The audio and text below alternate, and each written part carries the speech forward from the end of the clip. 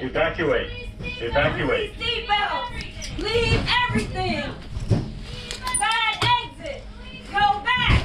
You could have no obstruction, no fire, no water, go to open your exit, and it doesn't work. It's jammed. A lot of the times I think the perception is that we're waitresses in the sky. First and foremost, we are safety professionals. Anything that can happen on the ground can happen in the air. Come this way, leave everything. My name's Patrice Hillis. And my name is Trelawney Bundridge. My nickname is Trell. We're here to show you what it takes to be a Delta Airlines flight attendant.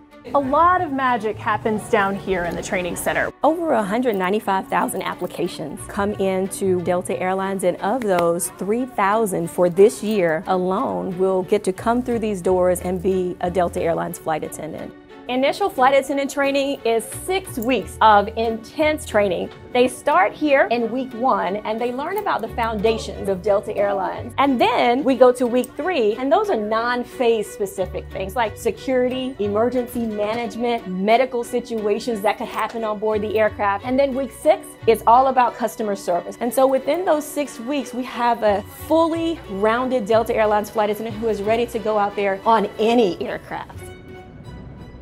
This area is what we call our mock-up areas, and these are aircraft that have been cut out from the desert. They've shipped them here, and our flight attendants go into these mock-ups and they practice different types of scenarios. A lot of what we do is very customer service driven. Flight attendants are able to balance that customer service piece as well as being mindful of any type of emergency situation that could happen on board the aircraft. Studio is where we have all of our doors, windows, tail cone exits. I'll talk through an evacuation here. After we've boarded the aircraft and we're ready to go, Trell is going to arm this door, which means if we open the door armed, we're going to get slide deployment. When we practice our evacuation, we want the door to be armed. All right, Trell, you ready? No pressure. No pressure. Here we go. Brace for landing. Bend over, stay down, stay seated. Stay seated. She's thinking about her commands, where her exits are. She's thinking about how to operate those exits, where her emergency equipment is. She's also thinking about people that got on board that could help her in an emergency. You, help at the bottom.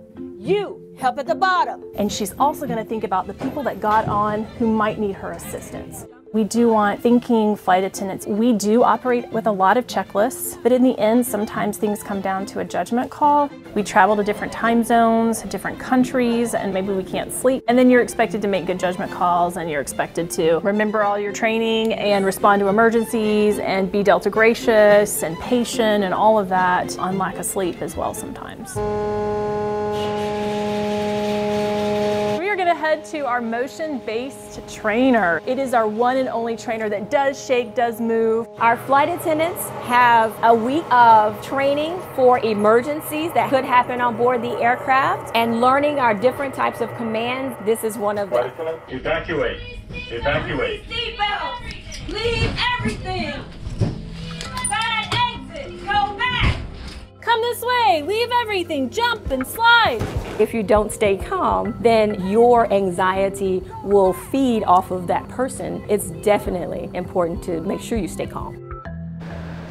Now, welcome to our ditching mock-up. We have a 767 mock-up, and the flight attendants have on their life vests and they jump right in. And they work together as a team to handle ditching, getting into a raft, helping each other stay warm while they're waiting for rescue. We like to take flight attendants, train them in these particular scenarios with the hope that they can take that knowledge and transfer it out to a real live aircraft. And when those situations happen in real life, their training kicks in. One of our most common emergencies is medical emergencies. When there's someone who has a heart attack in the aisle, I know where the medical equipment is on board the aircraft, and I'm fully able to handle those types of situations. Are you okay? Are you okay? I'm Patrice, I'm a flight attendant, I can help. Typically on the aircraft, there would be 3 of us involved in this scenario. There would be an assessor, a collector, and a communicator. I was the assessor. Trell was my collector. She brought me my equipment, and then she stayed with me the whole time. The third person that we would usually have is our communicator. Communicator is going to be talking to the flight deck. They're going to be paging for medical assistance. They're going to be trying to get in touch with StatMD. They're going to be filling out our medical assistance form or helping us do that in some way. Clear? Stop now. Clear? Do not touch the patient. Anything that can happen on the ground can happen in the air. So we have to be mindful of always being gracious, but in the back of our mind, always thinking of the other things that could possibly happen on board the aircraft, and knowing that we're fully trained to handle any type of situation. Flight attendants have to maintain a 90% average within the 6 assessments that they take. But once a flight attendant leaves and graduates and is a flight attendant flying out there on the line, their training isn't over. We have something called continuing qualification, and that is where flight attendants that are qualified and out there flying have to re-qualify every 18 months. They come back to training and they do have to be proficient in their door evacuations, in their EMV scenarios, CPR, security. We do hold them to a pretty high standard. And so being calm, being patient is something that we learn and we also give feedback on, so that when they are on the line as an active flight attendant, they're able to handle any situation. Y'all like that now, don't you? I feel good about that. All right, good. Please close the door.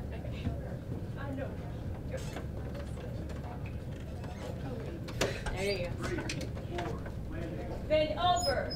Stay down. Bend over. Stay down.